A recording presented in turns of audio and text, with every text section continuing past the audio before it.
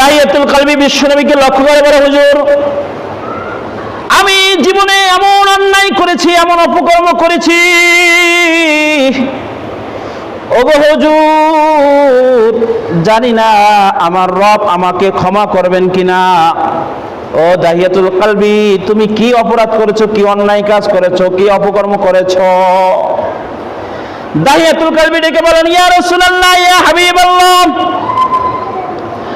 আমরা যখন ইহুদি ছিলাম, মুসলমান ছিলাম না, অন্য ধর্মাবলম্বী ছিলাম, তখন আমাদের সমাজে মানুষ কন্যা সন্তানদেরকে অশুভ মনে করত।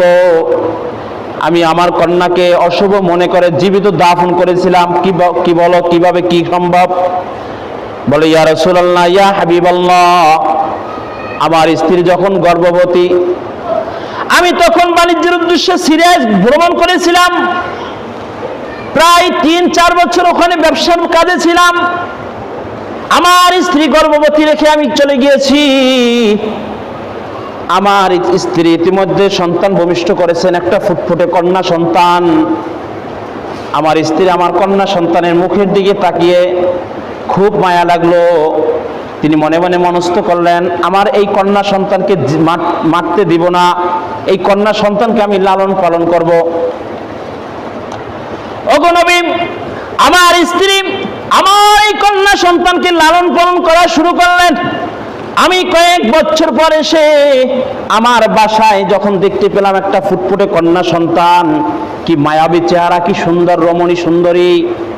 ওগো নবী, আমি আমার স্ত্রীকে জিজ্ঞেস করলাম, ওগো স্ত্রী, এই কন্যা সন্তানটা কার, কোত্থেকে আসছে? বলে যে আমরা লালন পালন করার জন্য আনছি। আমার স্ত্রী প্রথম স্বীকার জান নাই যে আমাদের কন্যা।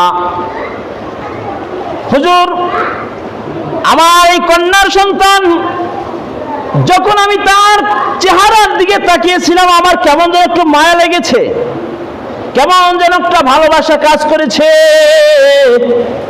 তারপর আমি আমার স্ত্রীকে বারংবার তাগিদ দেওয়ার পর আমার স্ত্রী স্বীকার করেছেন যে এটা আমাদের কন্যা। যখন আমার কন্যা শুনেছিলাম, তখন ওই সময়কার হিসাবে, প্রচলন হিসাবে আমার ভিতরে একটা ঘৃণা জমানো শুরু হয়ে গেল। আমি একটা কুপ্রচেষ্টা চালানো শুরু করে দিলাম, কিভাবে এই মেয়েটাকে হত্যা করা যায়। ইয়া রাসূলুল্লাহ, ইয়া হাবিবাল্লাহ, আমার স্ত্রীকে বললাম, ওগো প্রাণের স্ত্রী,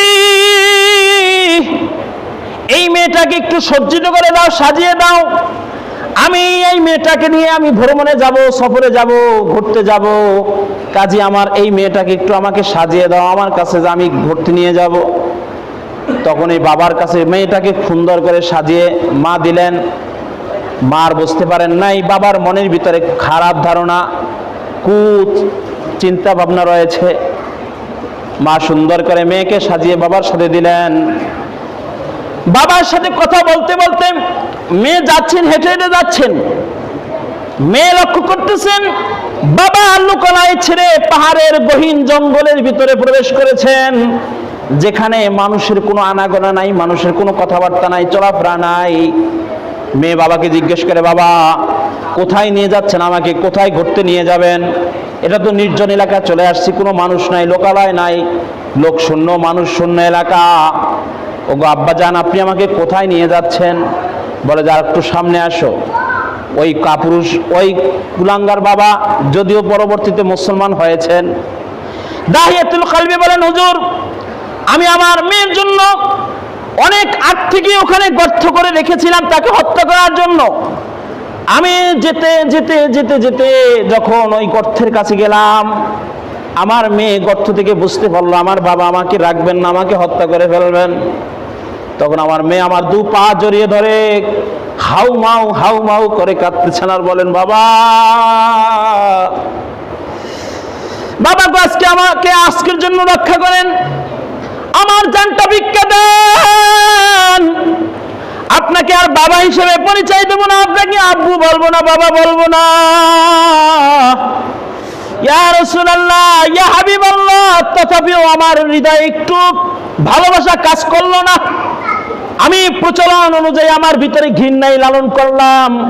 আমার মেয়ের এত আকুতি বিনতি, আমার পা ধরে কাটতেছেন, আমার হাত ধরে কাটতেছেন, এত সুন্দর রমণী সুন্দরী আমার মেয়েটা, আমার মেয়ের প্রতি আমি কোনো ভালোবাসা প্রদর্শন করলাম না, বরং ঘৃণা প্রদর্শন করে আমি আমার মেয়েকে ওই গর্তের ভিতরে ধাক্কা দিয়ে ফেলে দিলাম।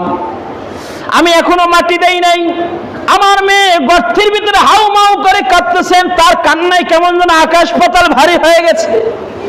ইয়া রাসূলুল্লাহ, ইয়া হাবিবাল্লাহ, আমি কত পাষণ্ড পিতা, কত পাষণ্ড বাবা, আমার মেয়ের প্রতি কোনো ভালোবাসা প্রদর্শন না করে আমি আমার মেয়েকে ওই গর্তের ভিতরে মাটি চাপা দিয়ে হত্যা করে ফেলেছি। ইয়া রাসূলুল্লাহ, ইয়া হাবিবাল্লাহ, এই অপকর্মকে আল্লাহ আমাকে মাফ করবেন। এই কথা বলে আর চোখ দ্বারা অশ্রু প্রবাহিত করে হাউমাউ করে কেঁদে ফেলছে না দাহিয়াতুল কলবি। তখন রাসূল আরবি সাল্লাল্লাহু আলাইহি ওয়াসাল্লাম বলছেন, দাহিয়াতুল কলবি, তুমি যেহেতু অমুসলিম থাকা অবস্থায় এই অপকর্ম করেছো, যদি এমন অপকর্ম করেছো যেটা একদম ইতিহাস বিরল, মানুষ তার সন্তানকে এভাবে কিভাবে হত্যা করে, তারপরও তুমি যেহেতু অমুসলিম অবস্থায় হত্যা করেছো, আল্লাহ রাব্বুল আলামিন এরকম ভাবে অমুসলিম অবস্থায় যত গুনাহ করবে, অন্যায় কাজ করবে, মুসলমান হওয়ার পর তার সকল গুনাহগুলোকে আল্লাহ তাআলা মাফ করিয়া দেন, কাজী তোমাকেও মাফ করে দেওয়া হয়েছে। সম্মানিত ভাইয়েরা, এরকম ভাবে কন্যা সন্তানকে জীবিত দাফন করা হইতো। এই কন্যা সন্তানের মর্যাদা দিয়েছেন বিশ্বনবী, এই কন্যা সন্তানের মর্যাদা দিয়েছে ইসলাম। বিশ্বনবীর ধাতুকণ্ঠে ঘোষণা করেছেন, আল জান্নাতু তাহতা আকদামিল উম্মাহাত, মায়ের পায়ের নিচে সন্তানের বেহেশত। কাজী মা জাতিকে সম্মান করতে হবে।